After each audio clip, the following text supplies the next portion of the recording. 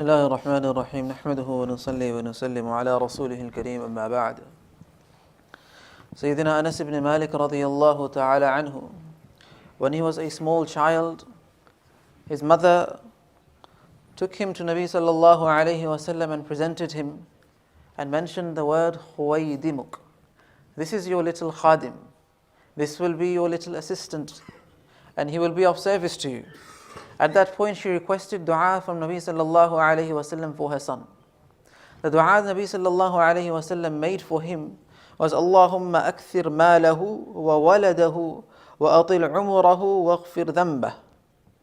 An amazing dua which had an amazing effect. He made dua to Allah subhanahu wa ta'ala that, O Allah, grant him abundance of wealth and children, lengthen his life and pardon his sins.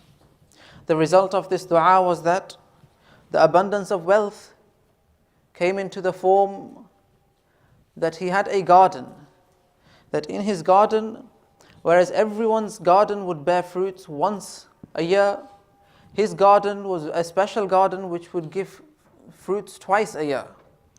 Abundance of children.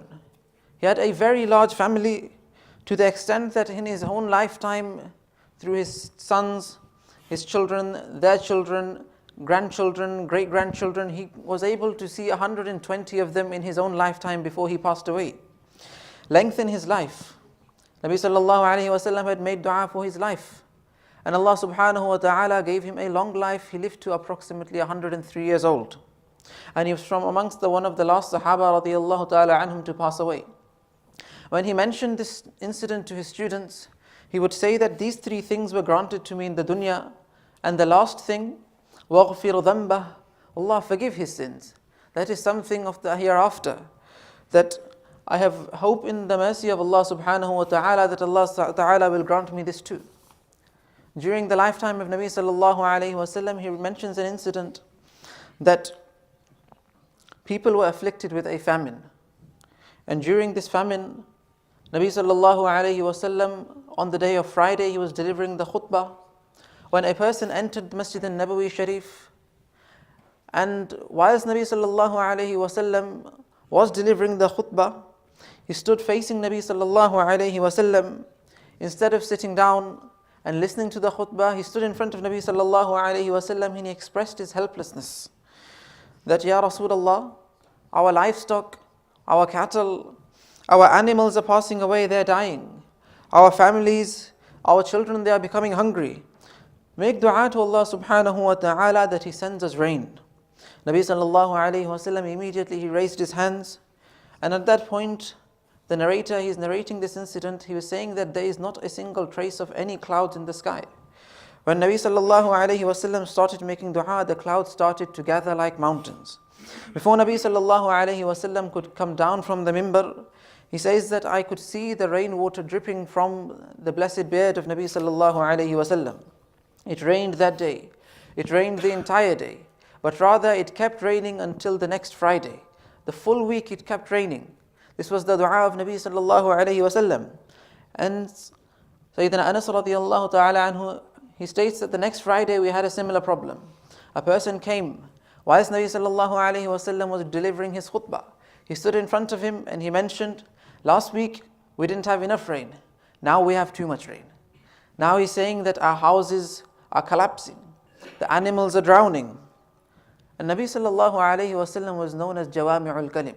He was able to condense a large topic into a very, very few words. And once again, he requested Nabi sallallahu alayhi wasallam for assistance. And Nabi sallallahu alayhi wasallam made dua. The first dua Nabi sallallahu alayhi wasallam made was for rain. It is a ni'mat of Allah subhanahu wa ta'ala. And for then to be making dua for a ni'mat to be taken away, that is in ingratitude to Allah subhanahu wa ta'ala. Nabi sallallahu alayhi wasallam, as I mentioned, was Jawami'ul Kalim. He made a very short dua, but he made it in a very, very clever manner. He made the dua to Allah subhanahu wa ta'ala, Allahumma hawalayna wa la alayna. That was it.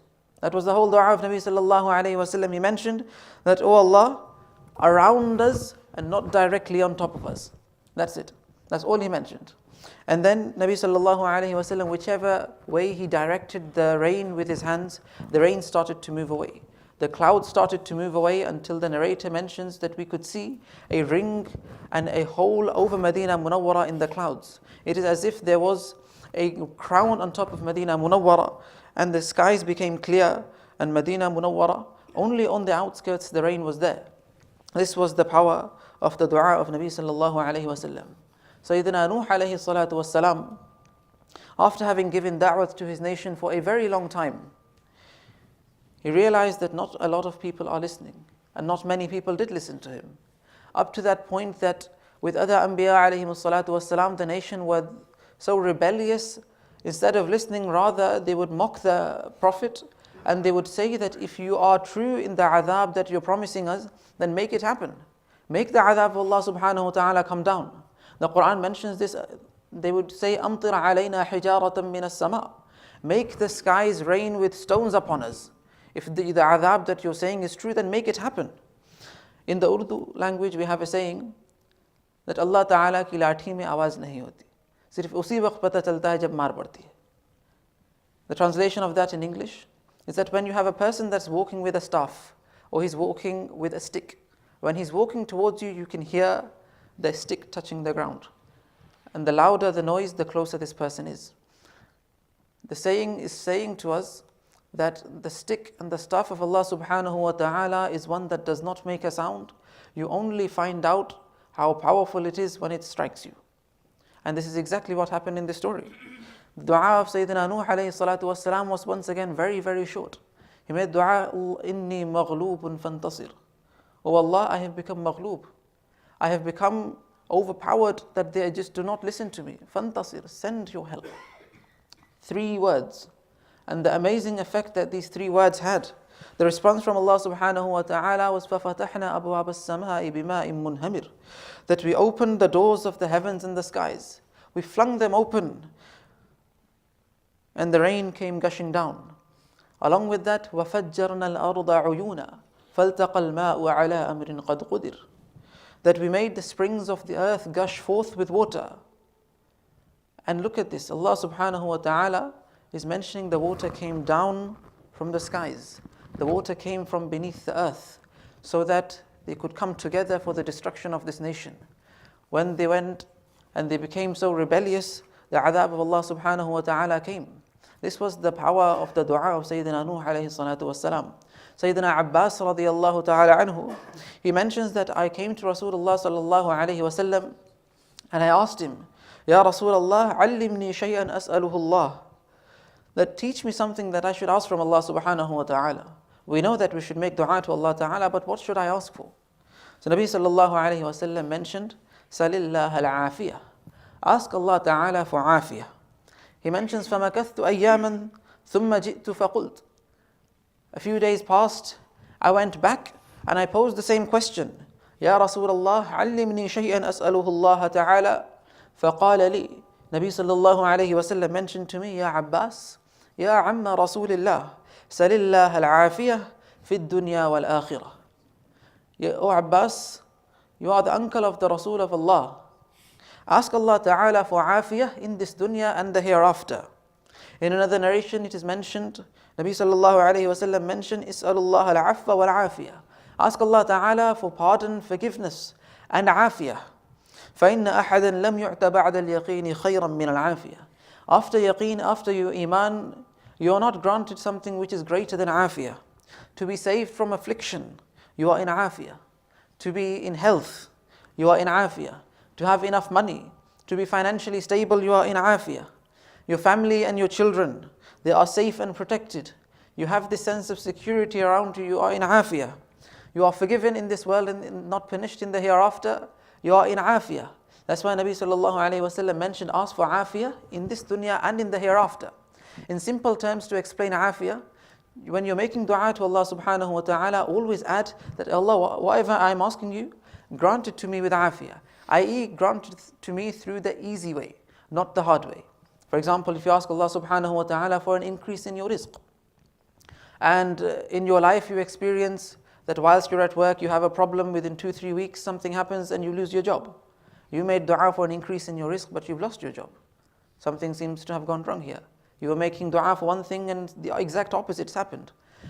You go apply for other jobs, interview after interview, and then you eventually get another job. And the salary in this job is a lot higher. If you ask Allah Ta'ala, I asked you for an increase in my rizq and I lost my job, Allah Ta'ala will say to you, I gave you exactly what you asked for. You asked for an increase in your rizq and you got exactly that. Had you asked for afiyah, you would have got it the easy route. You would have just got a promotion in your current job and you would have received an increase in your pay. However, you asked without afiyah. When you ask for something with afiyah, you go through the easy route.